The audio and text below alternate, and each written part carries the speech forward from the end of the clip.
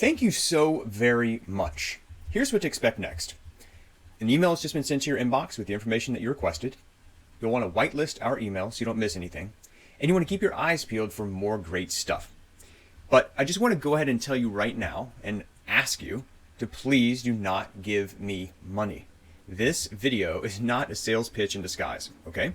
I have nothing to sell you. I simply make this video to help you and to further establish our relationship together. So my big promise to you in this video is that what you're about to discover will have an immediate and dramatic impact on your life. And oh yeah, that's the Marines flying over in their jets. I live not too far from the Marine Corps Air Base here in San Diego. So my name's Dan Denley. I'm the founder of Overwatch Force, Guitar Zoom. I'm a co-founder of a society called Sheepdog Society, as well as co-founder of LegallyConcealed.org. And I'm the co-creator of a live firearms training course called Modern Warrior. This isn't about me. This is about you. So let's get down to a very bold statement here, which is how to cure fear and anxiety. And I literally just made this for you just a minute ago. I sat down and wrote this out because this has plagued me for a long time in my life. And I wanted to share with you something that I discovered that really helped. And it's something that's immediately impactful and you can get results, change your mindset. It's awesome. So let's go here. But first, here's a big fat disclaimer, okay? I am about as far from a self-help guru as humanly possible. I shun the woo-woo crowd, and I don't buy into the if you can believe it, you can achieve it philosophy. And I think most self-help stuff is hogwash, and it's a waste of time and energy and money.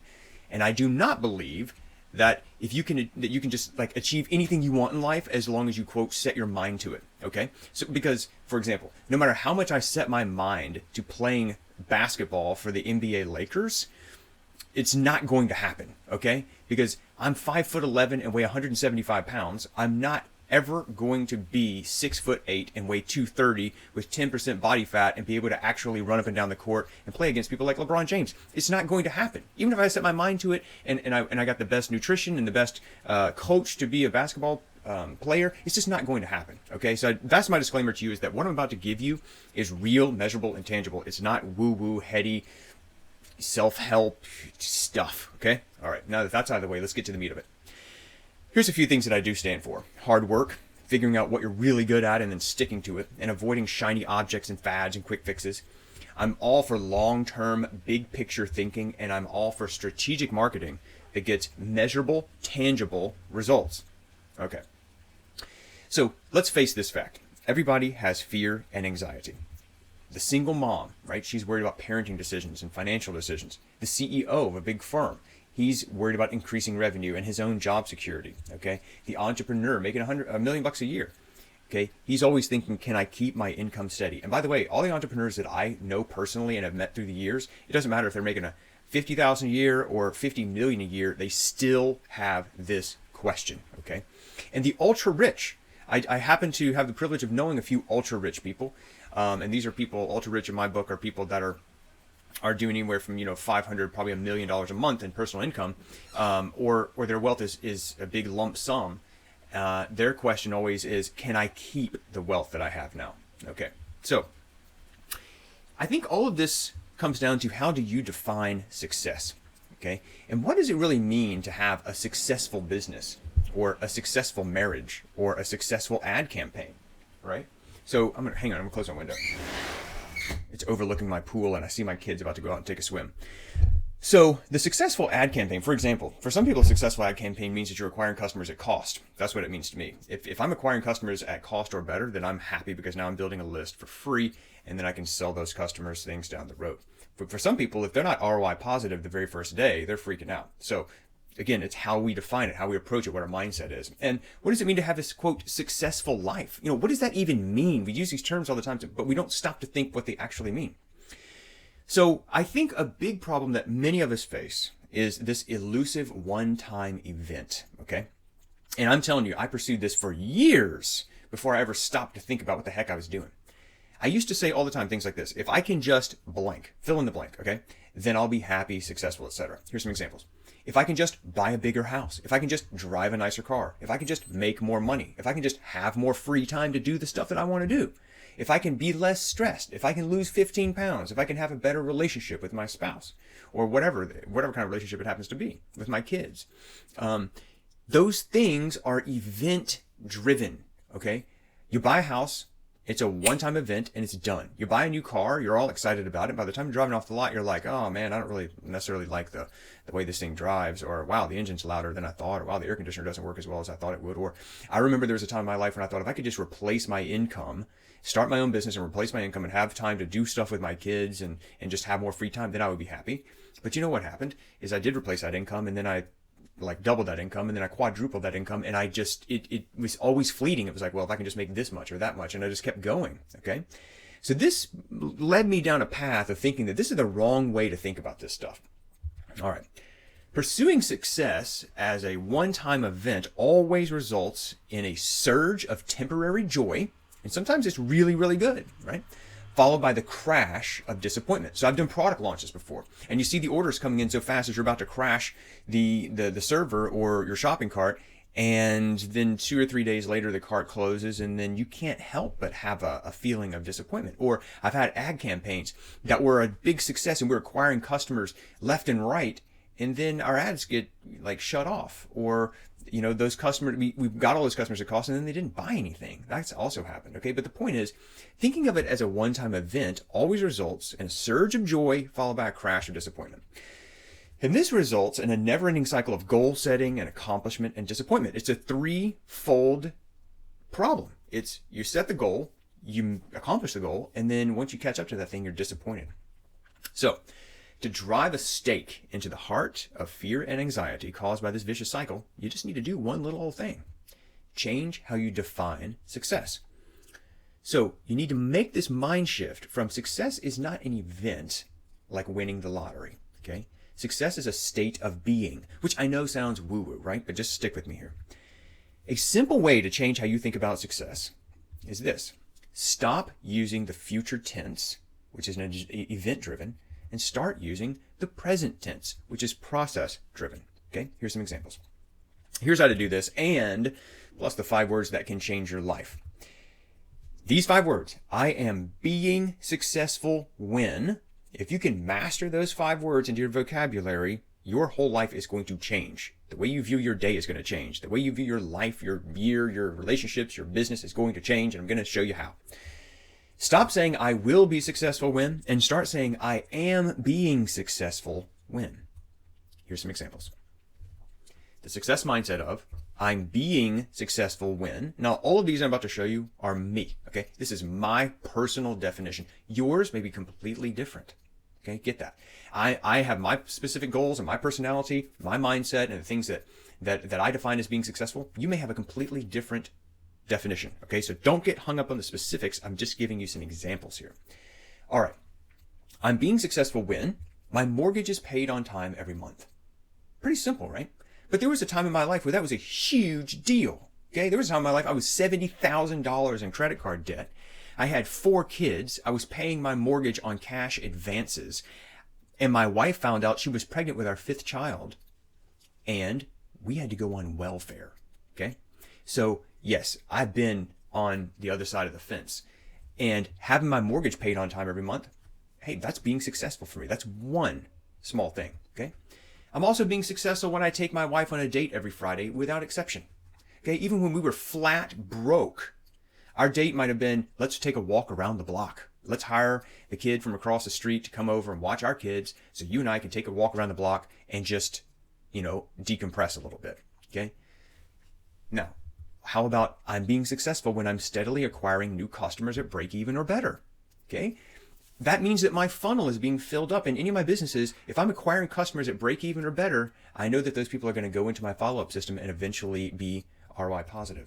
I'm being successful when I'm being a good student of marketing and business. Okay. I'm not being successful when when I get off on, I get busy and I stop studying, I stop learning, I stop being inquisitive. Okay, I'm being successful when I am being a good student of those things. I'm being successful when I spend at least 2 hours a day playing with my kids. Okay, for me, this is a big deal. I want to spend time with my family. And if I get too busy working or I get distracted on a new project or whatever, I'm not being successful. I'm being successful when I plan and take at least 4 weeks of vacation a year. Hopefully I take more than that. But that's part of my definition of success, is taking the appropriate time off. I'm being successful when I take time to help fellow entrepreneurs solve a BAP. A BAP is a big ass problem. And I got that from Frank Kern. I think it's a great way to describe it. But when I take time to sit, to talk, to help, one of my buddies or one of my mastermind guys or somebody in War Room or something that I might be in, some group I might be in, when I help them solve a BAP, that gives me a lot of personal satisfaction. Here's some more examples. I'm being successful when all personal credit cards are paid in full every month. Okay. There was a time in my life, like I mentioned earlier, that my credit cards were not paid in full every month. Okay. So that's a big deal for me.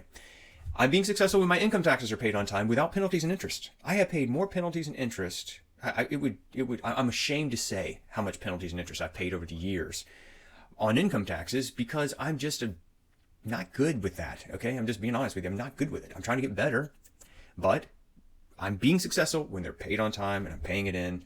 I'm not having to pay penalties and interest and not give the government a dime more than they already swindle from me. All right.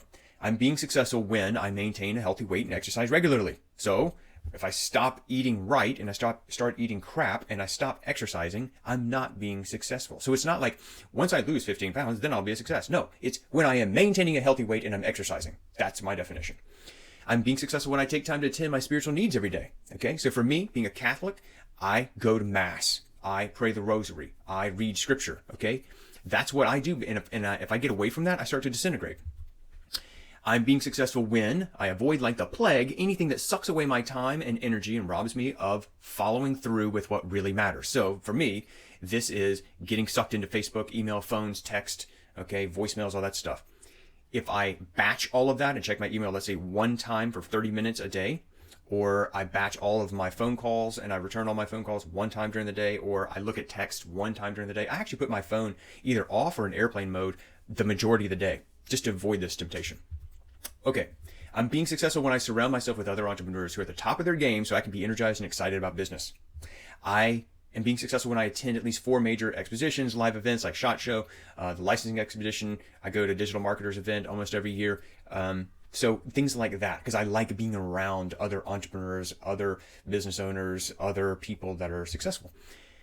In terms of their, see, there I go again, successful, right? It's so like ingrained in us, like, well, how do I know this guy's being successful? Okay, so I'm being successful when I study the old school masters of sales and marketing like David Ogilvy and Claude Hopkins. And what this keeps me, the reason this bullet point's on here is because it keeps me from falling into the shiny object syndrome, right? Like, oh, this is new, it's new.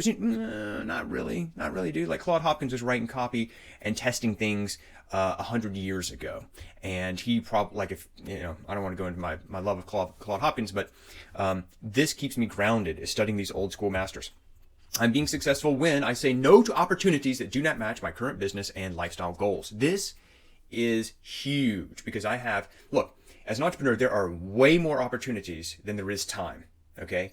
And one of the things that throws me off is saying yes to too many things, too many joint ventures, too many opportunities to spin up a business over here, or to start a clothing line, or to have an e-commerce store, or to buy traffic, or to name it. You name it, dude. There's more opportunity. As an entrepreneur, your eyes are always open to this stuff. And you're like, oh, dude, there's money flowing here. I can jump in and do that. And I can make some quick cash. That always bites me in the butt. It always bites me in the butt. So I've learned over the years that I'm being successful when I'm saying no. I'm saying no to things. Also, I'm being successful when I remember how short life is and slow down to enjoy it. Okay, whether it's I'm driving past the beach on Del Mar, to pull over for 10 minutes and walk out there and stare at the ocean for 10 minutes. Dang, dude, that's 10 minutes. Like, your life is long. 10 minutes is short. It's okay. Pull over. Like, just the other night, I had a conversation with a guy at Spain at one of the breweries here in San Diego. And we were just, just rapping, just talking. And I walked away and I was like energized. I just enjoy talking to people. I love being around people. And at first I was like, oh man, this guy, I gotta hurry up and get home. I got this, that, and the other thing to do. And then I was like, wait a minute. I'm going to sit here for a second and listen to this dude and just engage in this conversation and enjoy it. So that's, remembering how short life is and slowing down to enjoy it. That's a biggie. Especially when you get to my age and people you went and graduated from high school and college with are, either not here, or in my case, the crowd I used to run with, some of them are dead or in jail. All right, and I'm being successful when I make a quick mental list of 10 things I'm grateful for every morning. And this is, man, that's a great exercise right there. I am grateful for not being stuck in a hospital writhing in pain. I am grateful for my health. I am grateful for the fact that the sun is shining today. I am grateful that I live in this, in my opinion, one of the best cities in the world, but definitely one of the best cities in the United States, San Diego. I'm grateful that I have a wife who's not running around on me, from what I know. And so those are things for me. One more. I'm being successful when I help people move from where they are now to where they want to be. And that's one of my big passions. My big passion point is helping people kind of move from where they are to where they want to go. So here's what to do next. Name 5 ways that you are being successful right now. Okay? Name 5 ways that you are being successful right now. And if you start with 5, what's going to happen is just more and more things are going to come to you. It's just going to be like, wow, man, here's 10 things, 15 things, 20 things. But I want you to start with 5. And then I want you to write those down and to remind yourself of those things daily, because you will fall back into the mindset of, I will be successful when, which is a trap. Okay? You want to say, I am being successful when, and then name your 5 things. So go check your email for the information that you requested. It's probably waiting for you there right now. And thanks so much. Talk to you soon.